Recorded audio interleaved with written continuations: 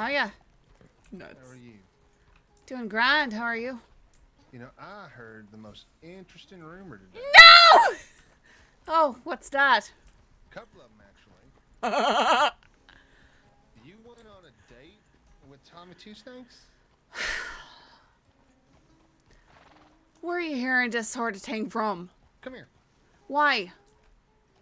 What for? Why? What for? I'm going to read it to you. Oh no, did you get... Was that from Molly's rumor book?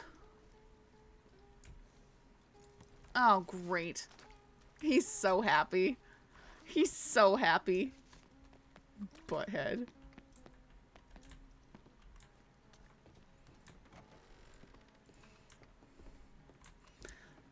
I'm not stepping through those doors.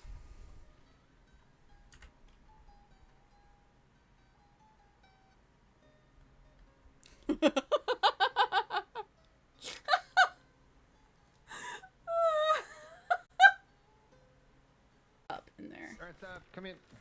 I'd rather not come inside. Oh, I'm not here to fucking arrest you. Come Well, inside. we can stand out here and talk, you know. I'm taking care of a sick person. Jesus Christ. Okay. Trusting you, Gunn. What, have I ever done anything to make you think you couldn't trust me? Ever? Ever lied to you? Ever mistreated you? Anything? No, not yet, no. Not yet? Not ever. Okay, you ready for this? Is it Molly's rumor book?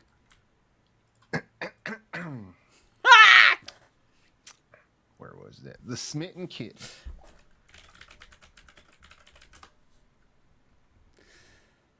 Sadhbh and Tommy Two Snakes went on a romantic date where they discussed how Tommy was a gentleman lady. The date ended with Tommy being choked out and his hat falling off, revealing how he's balding on top. Sadhbh was asked if she wanted to go on a second date with him, and she seemed overjoyed and speechless. That's a complete and outright lie. The onlookers described Sadhbh as a smitten kitten purring for her new man. That was one Egypt. Uh-huh. Gentleman lady. A smitten kitten. No, more of going on a purring date for so I her don't get new murdered. Man. It's going on a quote-unquote date so I don't get murdered later. I'd like to hear you purr. I don't purr. I never purred in my life, and I won't be purring in my life. You sure? I am quite sure. sure. I got it written right here. You'll note that says onlookers described, so that's one Egypt in the crowd who decided to go and say something to Molly. Well, onlookers, plural. I don't think it's plural. I think she embellished that point. I don't think she embellished. I tried to rip that page out of her book, but you know what? She's got some sort of book that has these pages that just can't be ripped out. They're made of pure linen or something like that. Yes, she does. You know there's only one copy of this book? And you're the one who's got it. I'm the one who owns it. How much is it worth to you? It's going to a charity auction. Can we just get rid of that page? I can't take it out. Isn't this some sort of, slander?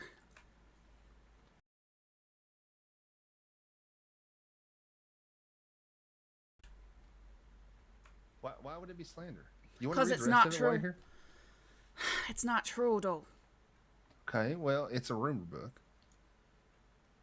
Would you like to read the rest of it while you're here? There's some good shit in here, by the way. I mean, sort of. You were at the Chenza's, remember?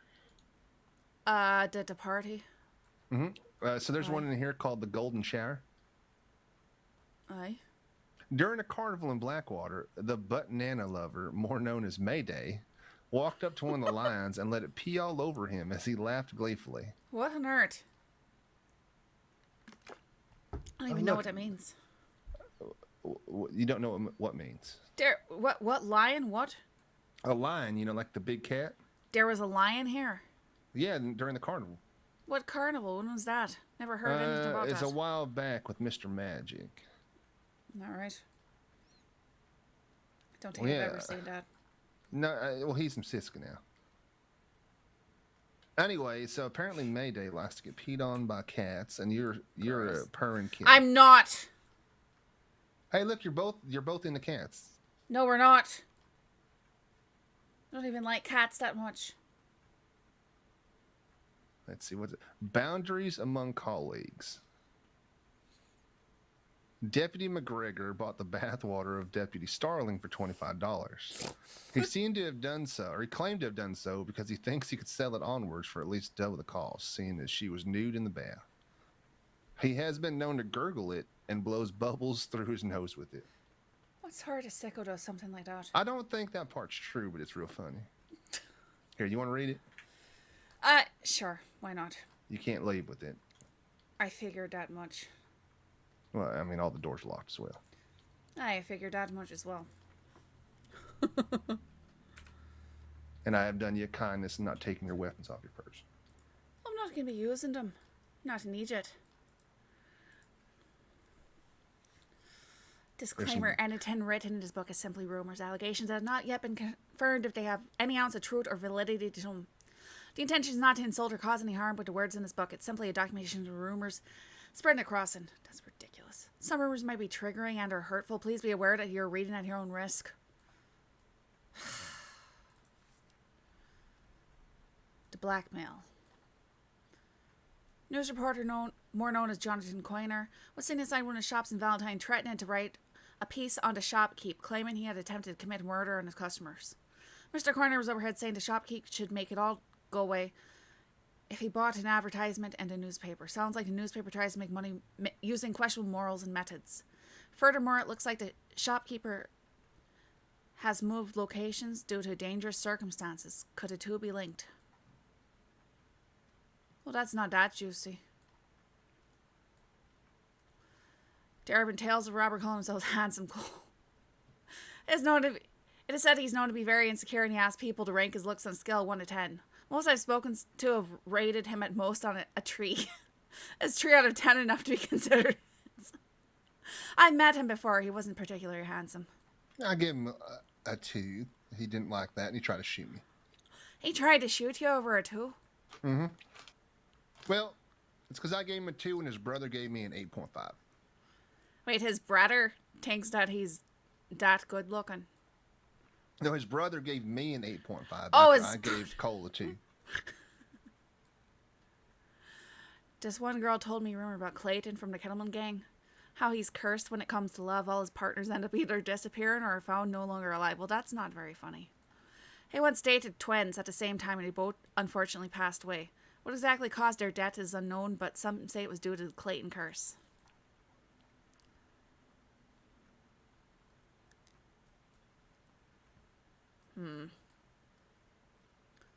Love is in the air. Former senior deputy Riggs has been seen locking lips with a reformed bank robber. Hi, Baz was in the cell bragging to me about how he was sleeping with Riggs last time he was arrested. Mm-hmm. Here, they're engaged now. Are they? Congratulations to them, I suppose. The chin. I was told a rumor about Deputy Kingsley and his chin. Kingsley's chin wasn't always the size and shape it currently is. He used to have a very weak chin and made him feel insecure as though his manhood was in question which is an absurd thing to put on a chin. Because of his insecurity, he visited a highly skilled surgeon and had his chin enhanced in order to make him feel more manly. Let's hope he feels better with himself now to be proud. Now, be proud to be you. Alright.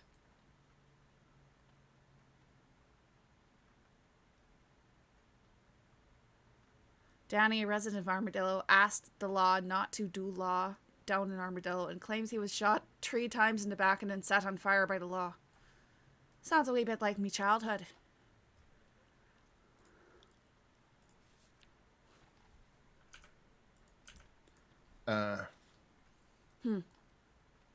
Nothing, never mind.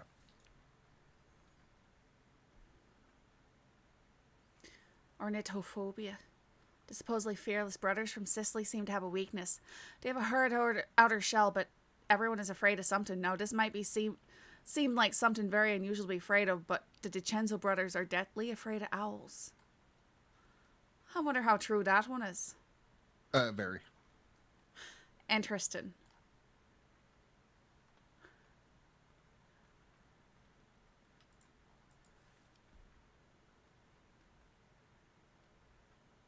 Jack And Torres. Sorry? that's on the same page as Quick Schmud, right? Aye.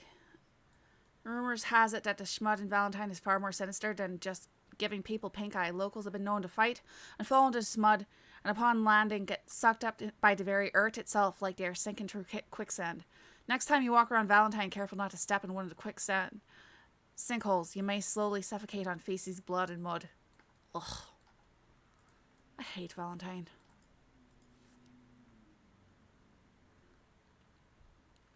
Jack Torres came to Valentine while standing on the porch, challenged the deputies to a duel. Sheriff Banks declined, as did Deputy Gunn. He wanted to duel you.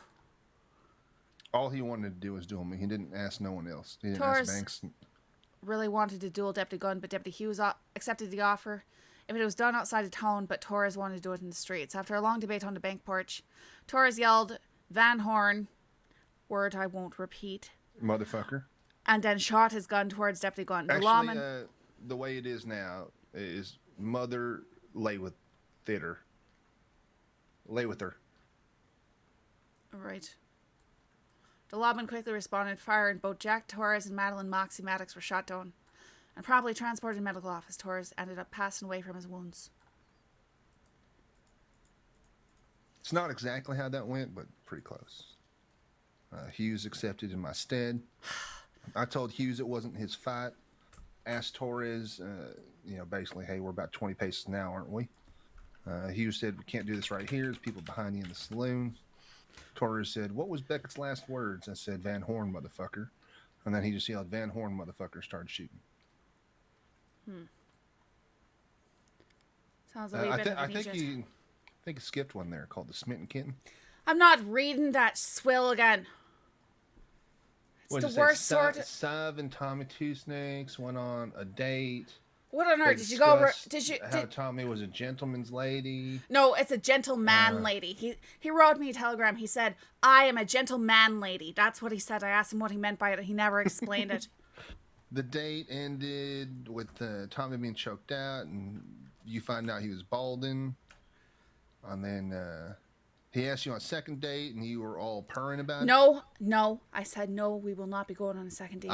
I've memorized that one pretty much. I can tell that you've memorized it. Oh, yeah. And you sound very proud of yourself for it. I'm going to have a lot of fun with that one. Whoops. I thought you might want to read that. That's all. Fortunately, I've already read it while standing over Molly had her tied up on a Valentine porch.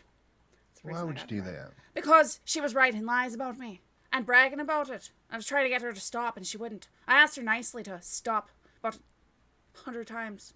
They ain't lies. They're rumors. No, Sav. they're lies though, and it's rude.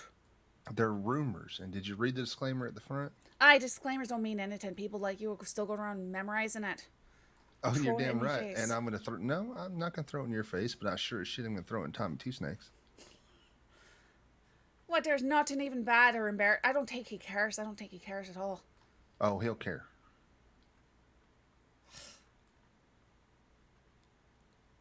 By the time I'm done with him, he will care.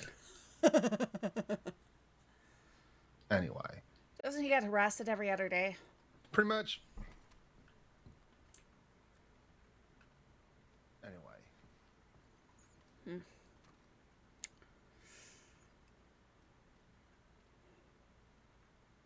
Let me get you out of here.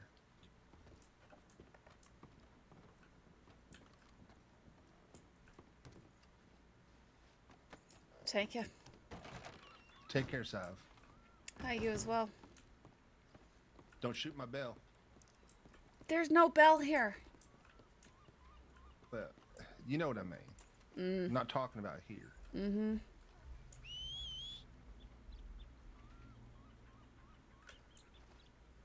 Great, I think my horse is on a roof now.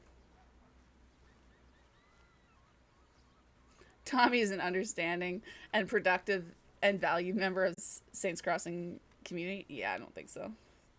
I know. All that time in the office, not one word of a robbery? Wow, that is amazing.